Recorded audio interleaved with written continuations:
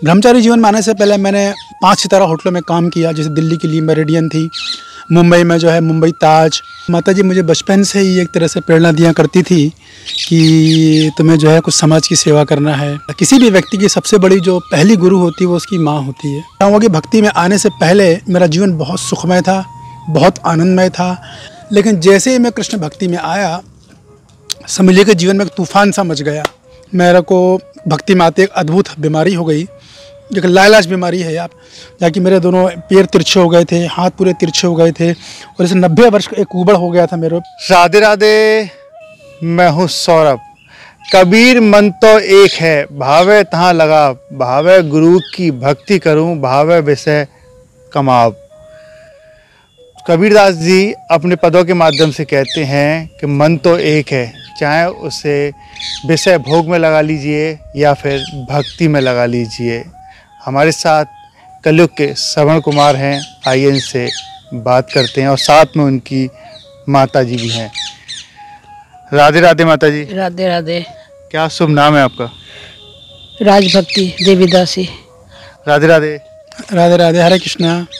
हरे कृष्णा। प्रभु जी, क्या नाम है आपका? मेरा नाम है सतप्रेम दास। माता जी आप बताइए, आप कहाँ की रहने वाली हैं और ब्रज का सफ़र कब तय किया आपने? हम भोपाल के रहने वाले हैं और यहाँ ब्रज में रहते हुए हमको 20 साल हो गया। आप दोनों आपस में कौन है? ये हमारा बेटा है, हम माँ हैं। अच्छा, तो आप ये बताइए, आपका बेटा ब्रह्मचारी कैसे बना? वो ब्रह्मचारी कैसे बना वो तो हमको नहीं मालूम, लेकिन वो जब आया था यहाँ पे तब उसने वो तो पहले हमको पता नहीं था, बाद में पता चला। तो आया था तो उसके 2-4 साल बाद हमको पता चला। फिर जब हमने अपने सब बच्चों की शादी कर दी, सब कुछ कर दिया, सब काम से फ्री हो गए, तो ये हमको ले आया। आप बताइए प्रभु जी, आपने शिक्षा की अगर बात करें तो क्या शिक्षा आपने ग्रहण की है? हाँ, जैसे कि शास्त्र बोलते हैं कि किसी भी व्यक्ति की सबसे बड़ी जो पहली गुरु होती है वो उसकी माँ होती है। तो माताजी मुझे बचपन से ही एक तरह से प्रेरणा दिया करती थी कि तुम्हें जो है कुछ समाज की सेवा करना है, भगवान की सेवा कुछ करना है, कुछ समाज के लिए कुछ करके जाना है। तो वो अक्सर मुझे प्रेरणा दिया करती थी भगवान कृष्ण की भक्ति के लिए। तो मैं शुरू में इतना गंभीर नहीं था, फिर जीवन में एक बाद ऐसी परिस्थितियाँ आई, एक के बाद एक श्रृंखला बन गई, जिससे मैंने दृढ़ निश्चय किया कि मेरा अपना जीवन पूरा कृष्ण भक्ति की तरफ समर्पित करना है। वैसे मेरा हिस्ट्री बहुत लंबी है, इतना समय आप लोगों के पास नहीं होगा। एक मैं संक्षिप्त बताना चाहूँगा कि भक्ति में आने से पहले मेरा जीवन बहुत सुखमय था, बहुत आनंदमय था। एक छोटी सी यंग एज में, एक अल्प आयु में एक व्यक्ति के जो सपने होते हैं, अपना निजी मकान हो, गाड़ी हो, वो सब मेरे पास अच्छा था, पर्याप्त मात्रा में था। मेरा खुद का अपना व्यापार भी था, खुद का अपना बिजनेस भी था। लेकिन जैसे ही मैं कृष्ण भक्ति में आया समझिए कि जीवन में एक तूफान सा मच गया। मेरे को भक्ति में आते एक अद्भुत बीमारी हो गई, एक लाइलाज बीमारी है, आप चाहें तो उसे चेक कर सकते हैं गूगल पे। इसको बोलते हैं पार्किंसन। पार्किंसन जो बीमारी है जिसका दुनिया में अभी तक कोई इलाज नहीं है, ना आयुर्वेदिक के पास है, ना होम्योपैथिक, ना एलोपैथिक, किसी के पास है कोई इलाज नहीं। इसका अल्टीमेटली जो है एंड जो होता है वो रोगी की मृत्यु पर ही होता है। उसमें तरह तरह की स्टेजेस होती हैं। ये कुछ ऐसा रहा, भगवान की विशेष योजना के तहत मैं डायरेक्ट 4th स्टेज पे पहुंच गया, जाकि मेरे दोनों पैर तिरछे हो गए थे, हाथ पूरे तिरछे हो गए थे और इसे 90 वर्ष का एक उबड़ हो गया था मेरे। कुबड़ व्यक्ति जो 90 वर्ष का जो कुबड़ व्यक्ति है वो किस तरीके से चलेगा। तो सारा जीवन में लगभग 15 साल क्वारंटाइन रह के गुजारा है। सोचिए, लगातार 15 साल क्वारंटाइन। 15 साल की जो वर्ष होते हैं वो बहुत टफ होते हैं, मतलब बहुत लंबा सफ़र होता है। तो ये इतना लंबा सफ़र, इतना टफ सफ़र आपने कैसे तय किया? यस, स्वाभाविक था कि कोई व्यक्ति जो कभी एक कमरे में 5 मिनट भी नहीं रहा हो और अचानक उसे ऐसी परिस्थिति मिल जाएगी 15 साल उसे रहना है एक कमरे के अंदर, तो मन में कुछ निराशा तो होती ही है। लेकिन समहाउ जब मैं स्पिरिचुअलिटी में आया, अध्यात्म में आया, हमने प्रभुपाद जी की संस्था अंतर्राष्ट्रीय कृष्ण भागवत संघ में से जुड़े हम, और आते मेरे को कुछ 3 महीने के अंदर मेरे को भयंकर लाइलाज बीमारी ने घेर लिया था। तो मैं दिन भर अपने कमरे में एक ही काम करता था। नित्य पति मेरा हरे कृष्ण महामंत्र का जाप करना रहता था। तो कुछ मेरे राउंड्स होते थे, जैसे मान ले कि बताना नहीं चाहिए, लेकिन दर्शकों को प्रेरणा देने की दृष्टि से बोल रहा हूँ कि प्रतिदिन मैं 64 राउंड्स करता था, जो मेरे 6 घंटे में हो जाते थे। उसके बाद 3 से 4 घंटे में श्रीमद् भागवतम का अध्ययन करता था। इस तरह से 15 साल मैंने पूरे कमरे में गुजारे। मेरे को बाहर निकलना अनुमति नहीं थी, मतलब कि बाहर आ ही नहीं सकता था, क्योंकि बाहर आती ठंड बहुत लगती थी मेरे को। मई जून के महीने में जब तपती लू चलती है, 50 डिग्री टेम्परेचर होता है, उस टाइम में 2-2 स्वेटर और 3-3 जैकेट पहन के रहता था मैं। तो आप लोगों ने मान लगा सकते हैं कि ठंड में फिर मेरा क्या हाल होता हुआ। तो ये जो बीमारी थी आपकी कैसे सही हुई, लेकिन आप तो अब एकदम ठीक दिख रहे हैं, कैसे हो पाया ये सब कुछ? हाँ, ये एक अद्भुत मेरे जीवन में, ऐसा मेरी और माता जी का पूरा जीवन चमत्कारों से भरा हुआ है। तो इसमें से एक चमत्कार मैं बता रहा हूँ आपको, कि जब मैंने पूरी तरह अपना जीवन श्रीमद् भागवतम के लिए समर्पित कर दिया, मेरे को लगा कि अब मैं पूरी तरह बीमार हो चुका हूँ और डॉक्टर ने बोल दिया था कि इसको दवाई देने से कोई फ़ायदा नहीं है, क्योंकि इसका खून पानी बन चुका है, तो दवाई असर ही नहीं करेगी। तो कोई डॉक्टर दवाई लेने को दे ही नहीं रहे थे, बोले कोई यूज़ नहीं। कई बार ट्राई किया, बहुत ट्राई किया, तो फाइनली मैंने फिर श्रीमद् भागवतम की शरण ली और 3 साल लगातार 6 से 8 घंटे मैंने भागवतम के जो दक्ष लोग हैं, जो संस्कृत, जो स्कॉलर लोग हैं, जो विद्वान जन हैं, उनके मार्गदर्शन में मैंने 3 साल पूरी भागवतम का पूरा गहन अध्ययन किया। पहले श्लोक से लेकर 1.11 से लेकर श्रीमद् भागवतम के 12वें स्कंद के आखिरी अध्याय का आखिरी श्लोक तक 3 साल मैंने लगातार अध्ययन किया। और जैसे श्रीमद् भागवत जी के संपर्क में आया, मेरी हेल्थ स्वतः ही इम्प्रूव आना चालू हो गई।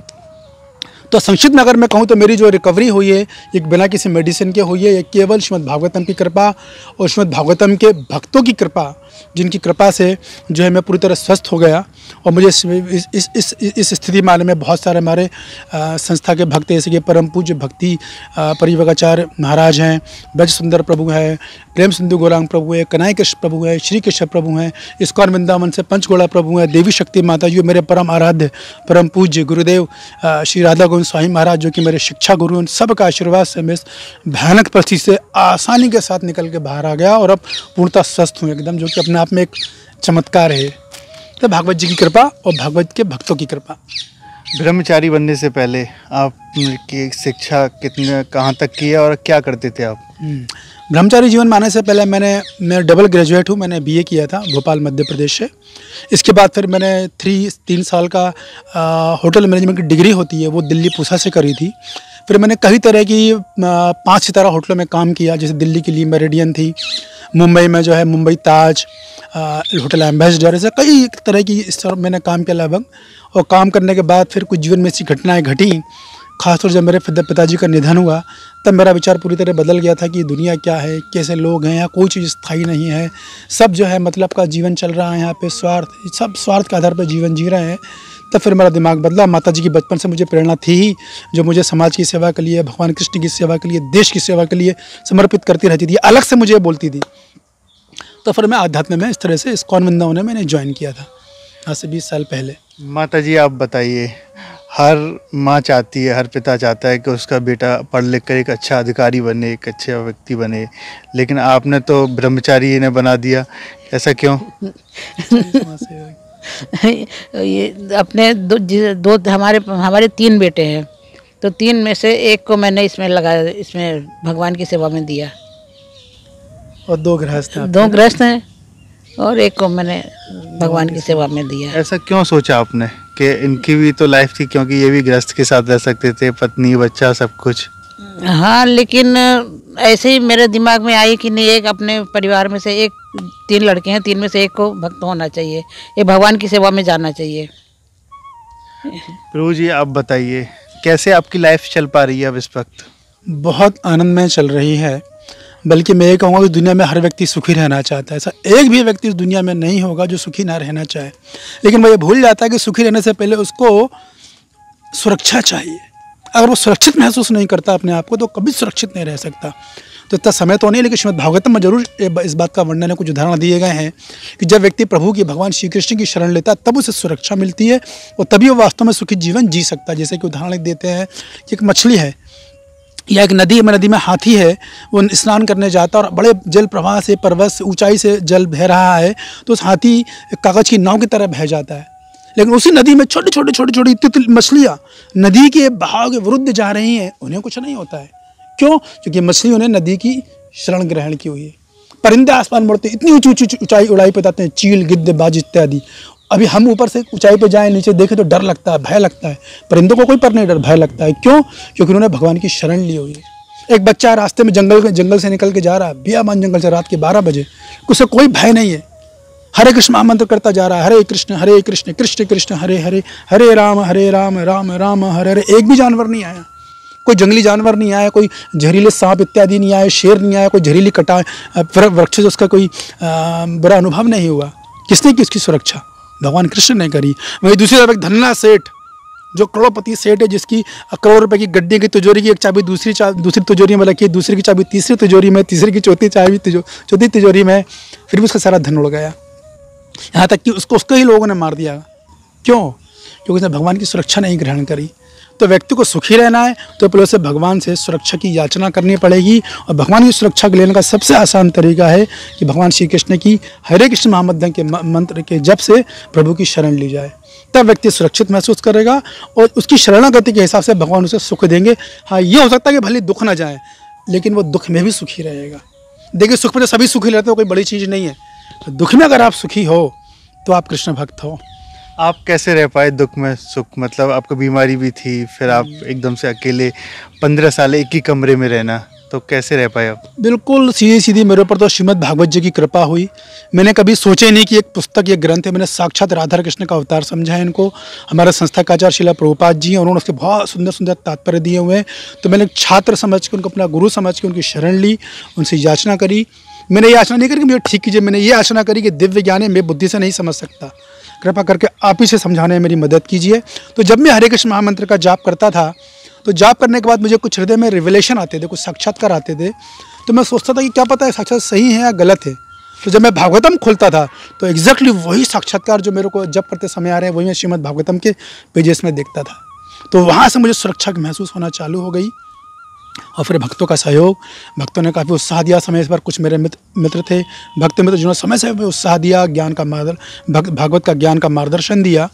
और बस धीरे धीरे ज़िंदगी में ऐसे मेरा स्वास्थ्य सुधरा, मेरी मानसिक स्थिति सुधरी, और जैसे प्रभु की शरण ली, आध्यात्मिक स्तर मेरा जब ऊंचा होने लगा, तो स्वाभाविक था कि सुख आना ही था जीवन में।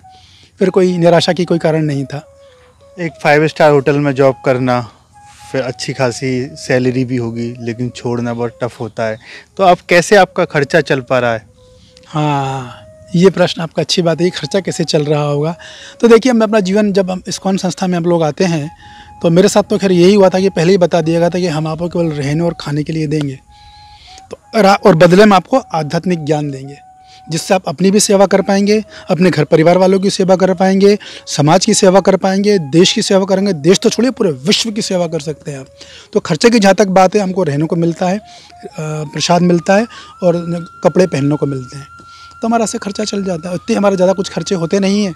दवाई वगैरह होती है तो कुछ हमारे परिचित साथ में कुछ लोग होते हैं जो हमसे जुड़े हुए हैं, वो कभी कुछ सहायता भेज देते हैं, तो इस तरह से काम चलता है। कई वीडियो मैंने बनाई हैं, उसमें आप जैसे ब्रह्मचारियों को देखकर लोग पूछते हैं कि ये कैसे रहते हैं, मतलब कैसे इनकी इस्कॉन में एंट्री होती है। मतलब हर कोई चाहता है कि मैं भक्ति करूं, इस वक्त तो ये चल रहा है, और घर से भी उन्हें कुछ नहीं मिलता है, रहना खाना उन्हें कैसे मिल पाएगा? इस्कॉन में एंट्री कैसे हो सकती है उन लोगों की? इस्कॉन में एंट्री करने का सिंपल तरीका, आप जहाँ पर भी जिस जगह भी रहते हो उसके पास में निश्चित इस्कॉन मंदिर होगा। इस्कॉन मंदिर नहीं हो तो इस्कॉन सेंटर होगा, इस्कॉन का केंद्र होगा। वहाँ पर जाइए, वहाँ को जो सेंटर इंचार्ज उनसे संपर्क कीजिए, उनको बताइए कि मुझे भक्ति सीखना है, और आपको पूरा सहयोग करेंगे। क्योंकि हमारा जो संस्था का आचार्य श्रीला प्रभुपाद जी, उनके विशेष निर्देश हैं इस विषय में कि कोई भी व्यक्ति आए उसको भरपूर सब सुविधाएं प्रदान करनी है इस तरीके से कि वो भक्ति में आगे बढ़ सके।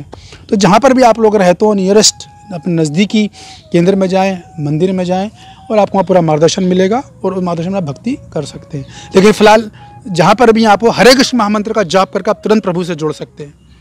प्रभु जी, ये भी बात होती है, जब कोई व्यक्ति आध्यात्मिक की ओर आगे बढ़ता है, जब चलता है, तो उसे बहुत विपत्तियों का सामना करना पड़ता है। आपको भी करना पड़ा होगा, क्योंकि आसान नहीं है इतना भक्ति करना। तो आपको भी लगता है कभी विपत्ति, जैसे कुछ परेशान होना, कुछ लोगों का विरोध सहन करना, ऐसा हुआ कभी? देखिए, जब हम भजन करेंगे, भक्ति, देखिए एक्चुअली इस दुनिया में कोई व्यक्ति भक्ति करे या ना करे, विरोध तो उसका हमेशा होगा। जब भी कोई अच्छा कार्य करेंगे, बाधा तो उसमें आएगी। तो मैं जब भक्ति में आया, तो जो परिपक्व लोग थे उन्होंने मुझे बहुत बाधा पहुंचाई, हद से ज़्यादा। यहाँ तक कि किसी तरह मंदिर से निकल जाए, यहाँ तक कि ये हो गया कि इसे जान से मार दिया, साजिश तक रची गई। लेकिन कुछ भक्त थे जिनके मैंने भी नाम गिनाए, परिपक्व भक्त थे, तो इनसे मुझे काफ़ी सहयोग मिलता रहा समय समय पर, और जिससे ऐसे मेरा भी आत्मविश्वास टिका नहीं, मैं भक्ति में टिका रहा एकदम। तो सब कुछ आपने सहन करना पड़ा, सब कुछ आपने सहा। तो आप बताइए कि आप सबसे ज़्यादा प्रसन्न कब होते हैं? मैं दो परिस्थिति में बहुत प्रसन्न रहता हूँ। एक सबसे पहला जैसे मैं ब्रह्मचारी हूँ, लेकिन माँ की भी सेवा में मेरा सौभाग्य कि मुझे अपनी माँ की सेवा मिली है। ये भी हमारे साथ रहती है, पहले वृंदावन में थी, अब मैं गोवर्धन में आ गई है। तो हम भागवत विद्यालय में मैं शिक्षक हूँ, यहाँ पे आध्यात्मिक शिक्षक हूँ। भागवतम, भक्ति शास्त्री, भक्ति इस तरह कोर्स हम पढ़ाते हैं, भक्ति वैभव, और मैं माँ की सेवा भी करता हूँ। क्या प्रश्न क्या था आपका? सबसे ज़्यादा प्रसन्नता कब मिलती है? मिलती है तो जब मैं अपनी माँ की सेवा करता हूँ, ये थोड़ा सा ही मुस्कुरा देती है, खुश हो जाती है, हंस लेती है, तो मेरा जितना कष्ट है, जितना दुख है, सब दूर हो जाता है। इनकी एक मुस्कुराहट से मुझे बहुत आनंद मिलता है। आप भी मुस्कुरा देती हैं क्या? बहुत कम मुस्कुराती है। हम बहुत कम मुस्कुराते हैं। तो हम अकेले रहते हैं ना, इसलिए अकेले में तो कुछ कर ही नहीं सकते हैं। किससे बात करेंगे, क्या करेंगे, क्यों हंसेंगे। और जब ये आता है, जब कोई बात करता है तो हंस देते हैं। माता जी, एक सबसे बड़ा प्रश्न ये है कि पड़ोस में सामाजिक तौर पर एक बहुत विरोध का सामना करना पड़ता है। हर कोई ताने देता है, अरे क्या इनका बेटा ब्रह्मचारी बन गया, इससे तो शादी करनी चाहिए थी, सब कुछ और देखना चाहिए था, ये तो जिम्मेदारियों से भाग रहा है। ऐसा कुछ सहन करना पड़ा आपको? हाँ, ऐसे कुछ लोग बोले थे, लेकिन हमने ध्यान नहीं दिया। हमने उन लोगों की बात को सुना ही नहीं बिल्कुल। हमने ये वहाँ ब्रह्मचारी बनने के बाद में पहली बार आया, हम खुश हो गए इसमें कि चलो ठीक है, हमने देख लिया कि हाँ अच्छी तरीके से रह रहा है। बस फिर कोई कुछ भी बोले, हमने ध्यान ही नहीं दिया कि कौन क्या बोल रहा है।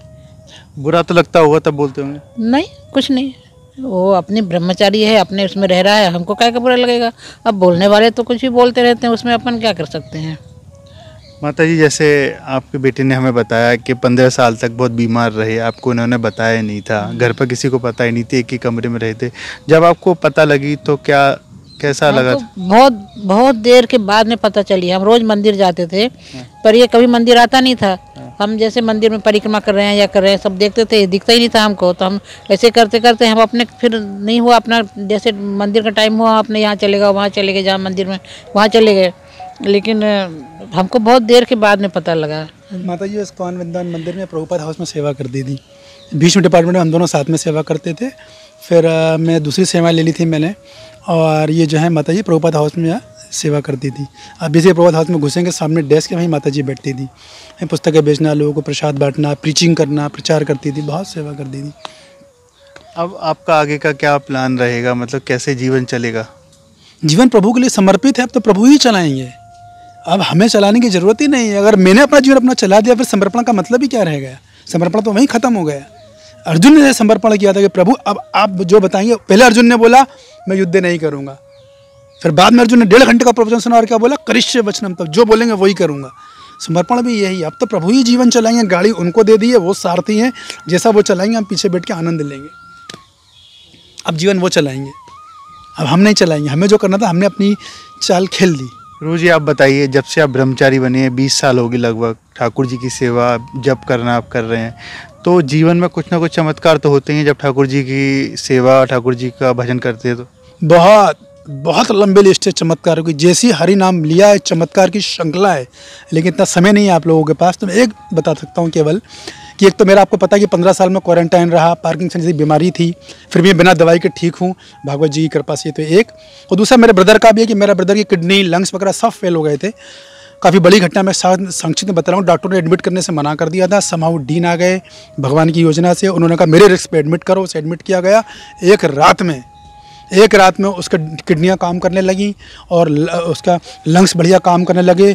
जो किडनी के लिए जो प्रक्रिया होती है, क्या बोलते हैं उसको, चलाते हैं ना, डायलिसिस, वो पूरा हटा दिएगा और 24 घंटे वो ठीक हो गया एकदम। यही चमत्कार ठाकुर जी की कृपा जब इस पर हो जाती है तो हो ही जाती है। माता जी, आप बताइए, आप भी जब भक्ति में आई हैं तो क्या कुछ बदला, क्या चमत्कार हुआ?